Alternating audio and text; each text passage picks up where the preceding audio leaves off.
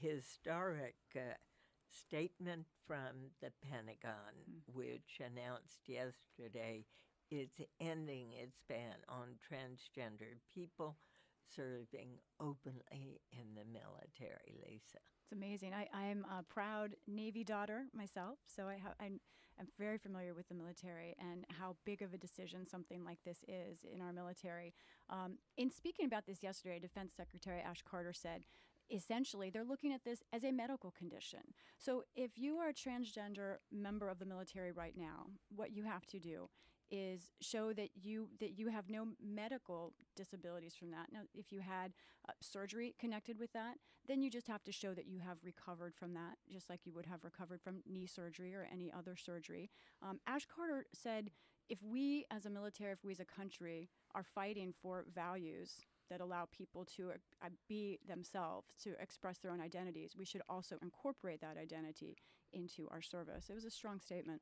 It's amazing to think how quick all this is moving, given that Don't Ask, Don't Tell was repealed just a few years ago. And when it happened, it was a great celebration. The White House was basically silent on the transgender issue. It was clearly something that the White House was not willing to go near at the time when they made it okay for gays and lesbians to serve openly in the military. And now, just a few years later, we've gotten to that point. And women in combat, too. I mean, the military has moved quite a bit on a number of these social fronts in recent years.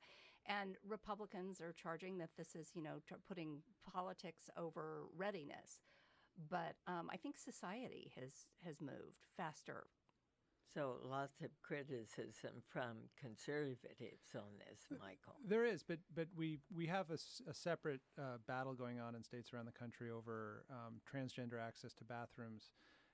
And broadly speaking, conservatives are on the defense now. And that's largely because in states like North Carolina and even Texas, the corporate community is standing together against conservatives and really threatening states like North Carolina. The Obama administration has litigation that is very likely to end at the Supreme Court now against North Carolina's law prohibiting allowances for transgender people in bathrooms in the state.